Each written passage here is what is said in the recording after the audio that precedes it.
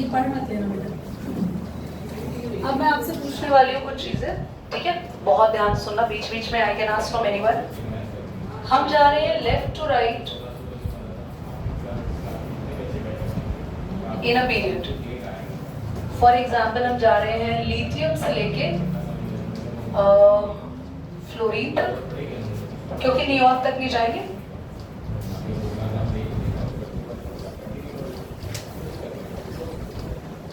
Smile बताएंगे on moving lithium to fluorine the atomic size decreases और increases. Atomic size decreases और increases? Decreases, very good. Atomic size decrease करेगा, क्यों? As the nuclear charge increases. मुझे एक बात बताना बच्चों, लिथियम से लेके फ्लोरीन तक आते हैं और अगर न्यूक्लियस की पावर बढ़ जाएगी, न्यूक्लियस की अट्रैक्शन बढ़ जाएगी, तो बहुत ध्यान से सुनना, क्या लाल शेल के इलेक्ट्रॉन आसानी से रिमूव हो पाएंगे? करो अपना, तो आप जा सकते हैं। अच्छा, इंटरप्ट नहीं करना चाह रहे, रुक जाओ। इलेक्ट्रॉन क्या आसानी से बाहर निकल पाएंगे इन केस ऑफ फ्लोरीन? अच्छा, in case of lithium? Yes. तो मेटालिक कैरेक्टर एक ऐसा कैरेक्टर होता है किसी भी एटम का, अगर कोई भी एटम जितने जल्दी से इलेक्ट्रॉन डोनेट कर पाता है तो वो एक अच्छा मेटल काउंट होता है। सो लिथियम तक, फ्लोरीन तक आते आते न्यूक्लियर चार्ज इतना बढ़ जाता है कि इलेक्ट्रॉन डोनेटिंग कैपेसिटी काफी कम हो जाती है। इसीलिए लिथियम एक अच्छा मेटल माना जाता है, because it can donate electron easily. But जैसे जैसे आगे बढ़ते हैं मेटालिक कैरेक्टर कम, क्योंकि इलेक्ट्रॉन डोनेटिंग कैपेसिटी कम हो जाती है। समझ में आ रही है आपको बात? So as we move left to right, as the nuclear charge increases, metallic character क्या होगा बच्चों? डिक्रीज करेगा। सिंपल लैंग्वेज में बोले तो मेटालिक कैरेक्टर डायरेक्टली प्रोपोर्शनल होता है न्यूक्लियर चार्ज के, और मेटालिक कैरेक्टर को एक और तरीके से भी डिफाइन करा जा सकता है बच्चों, इनवर्सली प्रोपोर्शनल होता है साइज ऑफ द एटम के। जितना छोटा एटम नहीं, इनवर्सली नहीं, वो भी डायरेक्टली होगा। ऊपर वाले इनवर्सली होगा। हाँ, मेटालिक कैरेक्टर, न्यूक्लियर चार्ज अगर बढ़ जाएगा तो मेटालिक कैरेक्टर हमारा डिक्रीज हो जाएगा। थैंक यू बेटा। साइज ऑफ द एटम की बात करें, जितना बड़े साइज का एटम होगा उतना जल्दी इलेक्ट्रॉन देगा और उतना उसका मेटालिक कैरेक्टर ज्यादा होगा। जितना छोटे साइज का एटम होगा उतना स्लो इलेक्ट्रॉन देगा और मेटालिक कैरेक्टर उतना ही कम होगा। तो मैंने दोनों से रिलेट करना बता दिया, मेटालिक कैरेक्टर से भी, न्यूक्लियर चार्ज से भी। तो प्लीज इसको एक बार बना लो। देन हम ग्रुप की बात करेंगे। लाओ आदित्य, पेपर दे दो अपना। बात करते हैं अलोंग द ग्रुप बच्चों। अलोंग द ग्रुप की बात करें तो बिल्कुल चीजें ऑपोजिट होने वाली है। अगर आप बात करते हैं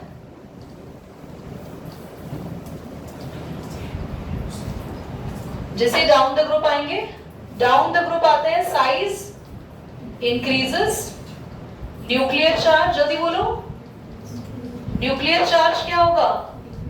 डिक्रीजेस, कम होता जाएगा। भाई जितना न्यूक्लियर चार्ज कम होगा उसका मतलब साइज बड़ा है ना एटम का, न्यूक्लियस कम अपना इफेक्ट दिखा रही है। और अगर न्यूक्लियस कम अपना इफेक्ट दिखा रही है, साइज बड़ा हुआ है, तो हम जान जाएंगे कि इलेक्ट्रॉन आसानी से निकल जाएंगे। तो मेटालिक कैरेक्टर क्या होगा?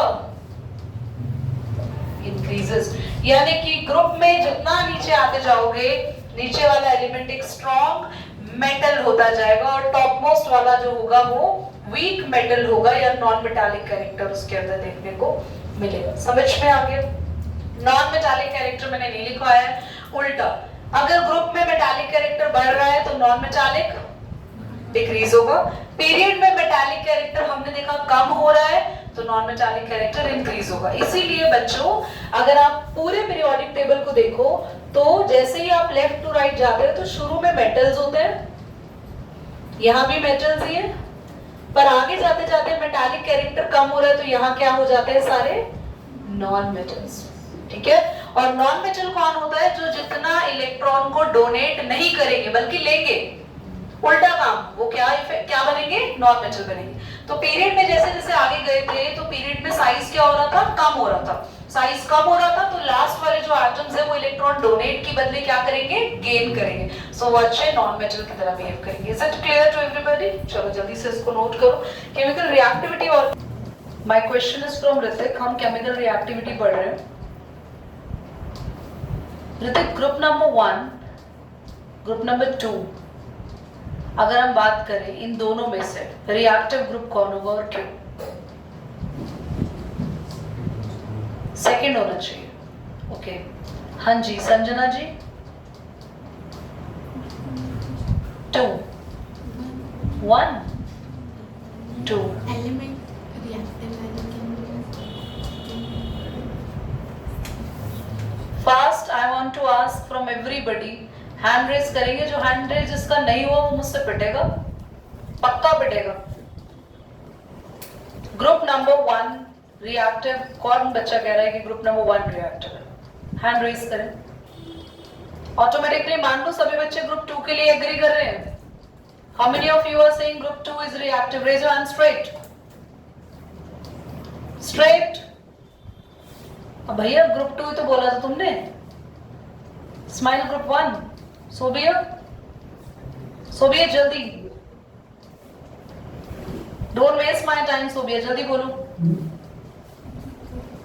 हाँ जी 2, नंदिनी 1। कितने बच्चे ग्रुप 2 रिएक्टिव कह रहे हैं? हाथ सीधा नहीं हुआ तो वहीं पिटोगे। हाँ जी सर जी 1। मुझे रीजन चाहिए क्योंकि पहले हाथ ग्रुप 2 में उठा था। अच्छा अच्छा, should I tell you the recording of the cloud? हाँ जी मैडम, ग्रुप 2। तो जितने भी बच्चे ग्रुप 2 वाले हैं वो सब पिटेंगे अब, सिर्फ स्माइल और नंदिनी को छोड़ के। तुम तो लहराओं में लहर रही थी बेटा, अभी 1 और 2 1 और 2। स्माइल बताएगा कि ग्रुप नंबर 1 रिएक्टिव क्यों है। रीजन बेटा, फास्ट। ओके ओके, ग्रुप 2 में very good, absolutely right. This is what I want the answer from everybody. कोई भी एटम रिएक्टिव तब होता है जब वो कोई काम जल्दी कर लेता है। इलेक्ट्रॉन को डोनेट करना, आर्यन सीधे बैठो, या इलेक्ट्रॉन को गेन करने का काम अगर कोई भी एटम या कोई भी ग्रुप जल्दी करता है, so it seems to be very very reactive. And if we talk about group number 1, so it has to donate only 1 electron. और ग्रुप नंबर 2 की बात करें तो उसको 2 इलेक्ट्रॉन डोनेट कर रहे हैं, तो कौन जल्दी ये काम करेगा? Group number 1। और एक और रीजन है, अगर हम ग्रुप नंबर 1 की इलेक्ट्रॉनिक कॉन्फ़िगरेशन देखें तो वो NS1 है, NS1। याद है सबके पीछे क्या है? S1। और ग्रुप नंबर 2 स्टेबल है, सबके पीछे क्या है? NS2। The group number 1 is going to donate the electron very easily or very early. Hence, अगर group number 1 की बात करें तो वो होगा most reactive. Is that clear? अब पूरे पीरियड के along में हम reactivity की बात कर रहे हैं and very very impressed by Smile. Actually, he is studying very hard. ध्यान से देखेंगे। नहीं, डोंट लॉफ। अगर इमीडिएट आंसर आ रहा है that means your brain is working in the class. I am talking about that hard work that he is doing in the class. If you are just sitting in the class, if you are not getting the point on a single time now, that means your brain is here but not focusing here. आप सुन तो रहे हैं पर focus नहीं कर रहे हैं। अगर एक ही बात एक बच्चे को इतने अच्छे से समझ में आ रही है तो आपको क्यों नहीं आ रही? ब्रेन तो आपके पास भी है, but your brain is storming here and there. Clearly बोल रही हूँ, June July is about to end. एक ही महीने का खेल रह गया, only August. September is the examination, mid term examination. 15 अगस्त तक हर हाल में मुझे तो सिलेबस खत्म करना है। केमिकल जो केमिकल बॉन्डिंग वाला चैप्टर है वो, और उसके बाद मुझे पता है एक रिडॉक्स रिएक्शन वाला चैप्टर आना है, मुझे वो कराना है। बाकी बच्चे मुझे बता दें जिस जिसके स्कूल में जो भी आ रहा है। मेनली 15 अगस्त के बाद हम सिलेबस को कंटिन्यू नहीं करेंगे क्योंकि revision is the must being required over there. और तीनों चैप्टर के टेस्ट में तुम्हारे 80% से नीचे अगर 79.9 भी आ गए ना तो बहुत बुरा मारूंगी, ये बच्चे ध्यान रख लेना, हर एक को बोल रही हूँ clearly. The 80% is the passing percentage of coming Saturday chemistry examination. ध्यान से सुनेंगे अब।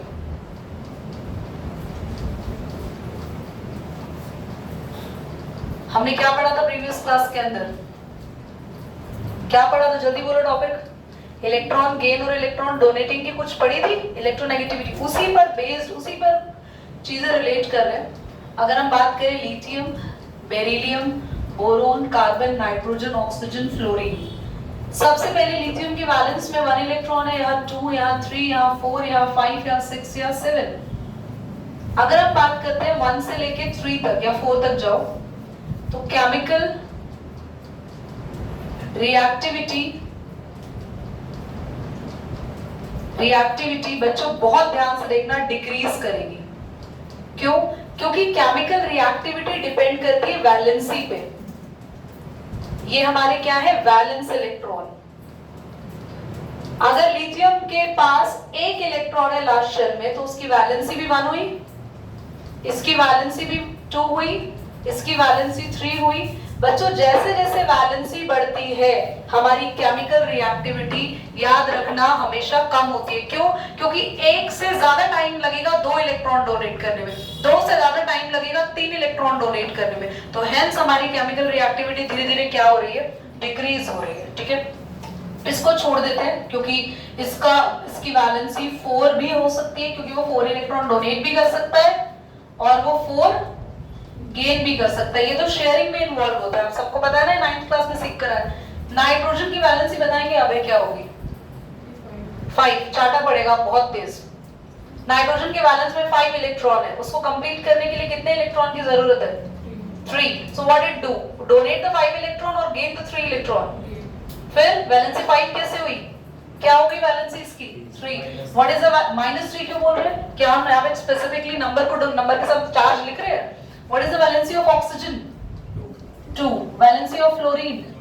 अब यहाँ पर आप वैलेंस इलेक्ट्रॉन देखो फिर से डिक्रीज जा रहे हैं तो यहाँ पे क्या होगा, केमिकल, मैंने यहाँ लिखा था, चलो यहाँ लिख दो, केमिकल रिएक्टिविटी RN क्या होगी, इंक्रीज डिक्रीज, पिटाई खाएगा। क्यों इंक्रीज हो रही है केमिकल रिएक्टिविटी? केमिकल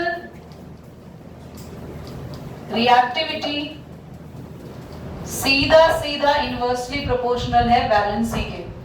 जितनी कम वैलेंसी होगी याद रख लेना उतनी ज्यादा केमिकल रिएक्टिविटी होगी। तो यहाँ पर वैलेंसी कम हो रही है, केमिकल रिएक्टिविटी बढ़ गई, यहाँ वैलेंसी बढ़ रही थी, केमिकल रिएक्टिविटी कम हो गई। Is that clear? चलिए बनाइए फटाफट इसको, पॉज करें।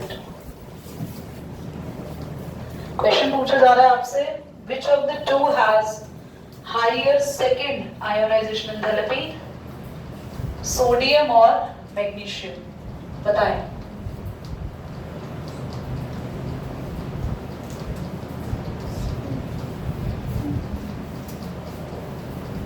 You have sodium, you have magnesium, इन दोनों में से किसकी सेकेंड आयोनाइजेशन एंथैल्पी ज्यादा होगी और क्यों? बोर्ड पे देखो सभी, मैं सॉल्व करना सिखाती हूँ, मैं करा रही हूँ ये वाला, उसके बाद कोई भी आयोनाइजेशन एंथैल्पी का क्वेश्चन होगा आप लोगों को खुद करना है। सबसे पहले हम आयोनाइजेशन एंथैल्पी लिखने से पहले इनकी इलेक्ट्रॉनिक कॉन्फ़िगरेशन लिख लेना।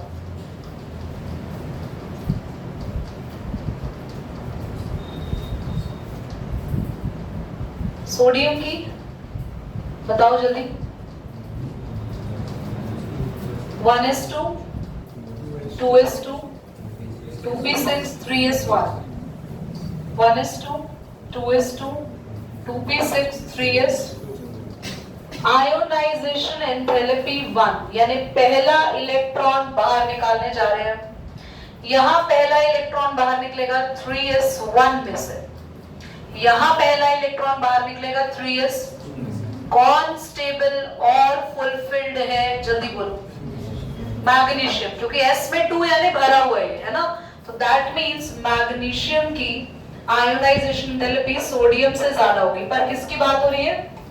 फर्स्ट, समझ में आ रही है बात? S के अंदर 1 यानी पूरा भरा हुआ नहीं है, हाफ फिल्ड है। S के अंदर 2 यानी पूरा भरा हुआ है, फुल फिल्ड। तो याद रखना कभी भी कोई भी सबशेल पूरा भरा हुआ वहां से इलेक्ट्रॉन निकालना मुश्किल होता है, एनर्जी ज्यादा देनी पड़ेगी। मैग्नीशियम की IE ज्यादा है कंपैरेटिव टू सोडियम। IE2 की बात करें तो जब IE2 होगी यानी एक इलेक्ट्रॉन निकल चुका है। IE2 का मतलब है लास्ट सेकंड इलेक्ट्रॉन निकल रहा है, ध्यान से सुनना आर्यन, आखिरी इलेक्ट्रॉन अब निकल चुका है। तो आखिरी इलेक्ट्रॉन निकल चुका है तो अब इसकी इलेक्ट्रॉनिक कॉन्फ़िगरेशन होगी, क्योंकि ये इलेक्ट्रॉन जा चुका है। इसमें क्या होगा,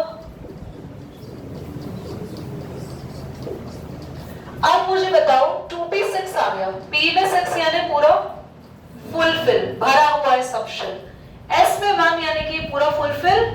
तो किसका इलेक्ट्रॉन आसानी से निकल जाएगा, किसमें मुश्किल आएगी, तो सोडियम की IE2 मैग्नीशियम से ज्यादा होगी। क्या मेरी बात समझ में आई? जल्दी से पॉज करो बेटा और फटाफट नोट। क्लास मैंने आपसे क्वेश्चन पूछा है कि कुछ एलिमेंट्स मैंने आपके सामने रखे हैं यहाँ पे, और इनमें से किसका लार्जेस्ट क्या होगा, साइज, एटॉमिक साइज। बहुत ध्यान से सीखेंगे, वेरी वेरी गुड क्वेश्चन। हाँ जी, एक बात और, नेक्स्ट केमिस्ट्री की क्लास में पीरियोडिक टेबल में ग्रुप नंबर 1, 2, 13 से लेके 18 तक याद ना हो तो ट्यूशन बताना। सुन लिया? पूरे के पूरे group I will ask from you. हो सकता है मैं बोर्ड पे बुलाऊं, बेटा लिख दो सारे के सारे group. So you have to be very very alert. Next class में आप एक पूरा लर्न कर आएंगे। ध्यान से देखेंगे, हमें दिया है सबसे पहले Na, चलो Na+, Mg2+, Al3+, Al, ये दिया। पूछा है सबसे लार्जेस्ट किसका साइज है। घबराना नहीं है, बहुत ध्यान से सीखना, समझ में आ जाएगा। कौन से 3 एटम दे रखे हैं, जल्दी बोलो, सोडियम, मैग्नीशियम, एल्यूमिनियम। बच्चों ये किसी एक ग्रुप में है या किसी एक पीरियड में है, पीरियड में है। तो कौन सा पीरियड है, थर्ड पीरियड में सोडियम सबसे आगे होता है, फिर मैग्नीशियम होता है, फिर एल्यूमिनियम होता है। यस और नो? हमें पता है along the period size decreases। ये हमें पता है कि पीरियड में हम आगे जाते हैं साइज कम होता जाता है। तो सबसे बड़े हमारे सोडियम अंकल है। अब सोडियम में भी 2 चीजें हैं, सोडियम और सोडियम प्लस। अब सोडियम और सोडियम प्लस में हमेशा एक बात आपको याद रखना है, always a cation is smaller than parent atom। Cation वो होता है जिसका एक इलेक्ट्रॉन आपने निकाल लिया हो। कैटायन वो होता है जिसका एक इलेक्ट्रॉन आपने, इलेक्ट्रॉन निकलते ही याद रखना, जैसे ही प्लस का चार्ज आता है वो आयन अपने पेरेंट एटम से छोटा होता है हमेशा। और अगर इलेक्ट्रॉन ले लिया, माइनस का चार्ज आ रहा है यानी बन रहा है एनायन, तो वो हमेशा अपने पेरेंट एटम से बड़ा होता है। याद रखेंगे, ठीक है? तो ऐसा समझा देना, ये स्टार बना लेना, एनायन हमेशा बड़ा है पेरेंट एटम से, और पेरेंट एटम हमेशा बड़ा होगा कैटायन से। ठीक है? हमने किसकी बात करी यहाँ पे, साइज की। चलो, तो हमें ये पता चल गया है कि यहाँ पे प्लस है यानी कि कैटायन बन चुका है, इसका एक इलेक्ट्रॉन बाहर निकल चुका है, तो ऑब्वियसली छोटा होगा और बड़ा कौन हो गया, सबसे सोडियम। इधर देख लो, अब इधर अगर इन सबको अरेंज करना हो हमें इंक्रीजिंग या डिक्रीजिंग ऑर्डर में, तो जल्दी से चलो स्टार्ट करते हैं इनको अरेंज करना। हम लेट्स सपोज डिक्रीजिंग ऑर्डर में अरेंज करें सबको अरेंज करना। तो सबसे पहले तो हमें पता है कि सोडियम कैटेगरी आ रही है, उससे छोटा कौन है, अब सोडियम से भी छोटा कौन है, Na+, और Mg से भी छोटा कौन है, जल्दी बोलो, और एल्यूमिनियम से छोटा कौन है। समझ में आया? पहले एटम्स लिखने और फिर उनके आप आयंस के अकॉर्डिंग अरेंज करेंगे। जल्दी नोट करो। Number question is beryllium has, question बोलना एक बार, बेरिलियम हैज, हाँ, beryllium has higher ionisation enthalpy than boron. Yash बताओ क्या आंसर आपको आता है इसका? बेरिलियम स्टेबल है और बोरोन स्टेबल नहीं है। ये बेरिलियम के जो कास्ट हुआ है ना, सब शेलो पूरा कंप्लीटली फिट है। ओके, गुड, यही आंसर जाएगा बेटा, एब्सोल्युटली राइट। सबसे पहले आयोनाइजेशन एंथैल्पी को ऐसा भी देखने को मिल सकता है आपको, तो घबराना नहीं। अगर एग्जाम में ये आए तो अभी थर्मोडायनामिक्स में पढ़ोगे डेल एच को कहते हैं एंथैल्पी, क्या कहते हैं डेल एच को, और I stands for ionization. So this is the symbol for ionization enthalpy. Make it clear in your mind. Beryllium 1s2, 2s2. Boron 1s2, 2s2, 2p1. Beryllium is quite stable. यश ने बताया beryllium की electronic configuration stable है, and boron once donate its last electron achieve the stable electronic configuration, so boron will donate the electron early or easily, hence its ionization enthalpy less than beryllium. क्या आपने आप बना के लिख सकते हैं answer को पक्का? आगे नेक्स्ट पार्ट पर आते हैं हम लोग। सेकेंड पार्ट में मैंने बोला oxygen has lower del IH then nitrogen as well as, chaliye let's talk about oxygen. Here the nitrogen, here the fluorine. 1s2, 2s2, 2p3, 1s2, 2s2, 2p4. Is there anyone who can answer this one? हाँ जी बोलिए। Nitrogen half मिलता है तो वो very good, it is half filled stable, बहुत बढ़िया। Half filled stable क्यों है? क्योंकि P में आने चाहिए टोटल 6, पर P और D याद रखना ये हाफ फिल्ड स्टेबल में काउंट होते हैं। कुछ बच्चों को ये ना लग रहा हो कि S के ऊपर 1 आना भी हाफ फिल्ड कहलाता है, नहीं, S के ऊपर 1 आना तो अनस्टेबिलिटी को कहलाता है, क्योंकि 1 आने का मतलब उसको फटाफट से डोनेट करके उसको निकालना है। P में 3 आना और D में 5 आना हाफ फिल्ड स्टेबिलिटी को इंडिकेट करता है। Very good, half filled stable, so do not donate electron easily, बहुत बढ़िया। Now what happened in the case of fluorine? यहाँ क्या हो रहा है? तो इसका मतलब इसकी IE ज्यादा होगी। हाँ आगे, उसको इलेक्ट्रॉन एक लेके स्टेबिलिटी गेन करना है ना, so by taking only 1 electron it can achieve noble gas electronic configuration, बोलो बच्चों, also its nuclear charge, बहुत इंपॉर्टेंट लाइन यहाँ आई है, इज वेरी हाई। क्यों इसका न्यूक्लियर चार्ज बहुत हाई है? क्योंकि सबसे ज्यादा लेफ्ट पर राइट पर आ रहा है, बोलो बच्चों, पीरियड में सबसे ज्यादा राइट पर आ रहा है, इतना हाई न्यूक्लियर चार्ज है, इतना हाई न्यूक्लियर चार्ज इलेक्ट्रॉन निकलने ही नहीं देगा बाहर। तो उल्टा बोल दिया क्या मैंने? सही बोला? क्या बोल दिया मैंने? हाँ सॉरी, इलेक्ट्रॉन निकलने ही नहीं देगा बाहर, तो इसकी आयनाइजेशन थेरेपी साइन उल्टा बना दिया, तभी मैं कंफ्यूज होगी। नाइट्रोजन से भी कम है क्योंकि नाइट्रोजन हाफ फिल्ड स्टेबल है, ये तो हाफ फिल्ड स्टेबल नहीं है, और फ्लोरीन से भी कम है क्योंकि फ्लोरीन का न्यूक्लियर चार्ज बहुत ही ज्यादा हाई है। समझ में आ गया? Hence del IH of oxygen is lower than, जो क्वेश्चन मैंने आपको दिया है ना, ये सभी स्कूल्स में लास्ट ईयर आ चुका है, मतलब हर साल ही आता है। वेरी इंपॉर्टेंट, क्विकली फटाफट से, सोडियम Na+, Mg2+, Al3+, और क्या था? F-, ऑक्सीजन 2-, नाइट्रोजन 3-, यही था। आपको बोला है कि इनमें क्या कॉमन है। बच्चों ऐसा क्वेश्चन आ जाए कि इन सभी आयंस में क्या कॉमन है, पूरी क्लास का ध्यान यहाँ होना चाहिए। सोडियम का एटॉमिक नंबर कितना होता है? 11। 1+ का मतलब 1 इलेक्ट्रॉन बाहर, तो नंबर ऑफ इलेक्ट्रॉन कितने हुए? 10। Mg में 2 इलेक्ट्रॉन बाहर निकल गए, 12 होता है इसका एटॉमिक नंबर, तभी 10 बचे। इसका 13 एटॉमिक नंबर है, 3 इलेक्ट्रॉन बाहर निकले, 10 बचे। फ्लोरीन का एटॉमिक नंबर 9 है, 1 का गेन हुआ 10। ऑक्सीजन का इलेक्ट्रॉन नंबर कितना? 8, 2 का गेन हुआ 10, यहाँ पे भी 10। तो सब में नंबर ऑफ इलेक्ट्रॉन सेम है, इन्हें बोलेंगे they are isoelectronic species. क्या कॉमन है? All of them are having same number of electrons, so they are called iso. अब इन्हें आयनिक रेडिया में अरेंज करना है, मैं फटाफट अरेंज करा रही हूँ। सबसे पहले ये बताओ कि आयनिक रेडिया में अरेंज करने में एनायन बड़े होते हैं या कैटायन? एनायन, तो हमें पता है ये तीनों बड़े होंगे, और ये तीनों, इन तीनों में से भी सबसे छोटा कौन होगा? जो सबसे लेफ्ट पे है वो तो बड़ा होगा, सबको पता है ना? सबको याद है नहीं याद है? लेफ्ट टू राइट कहाँ लिखूं मैं?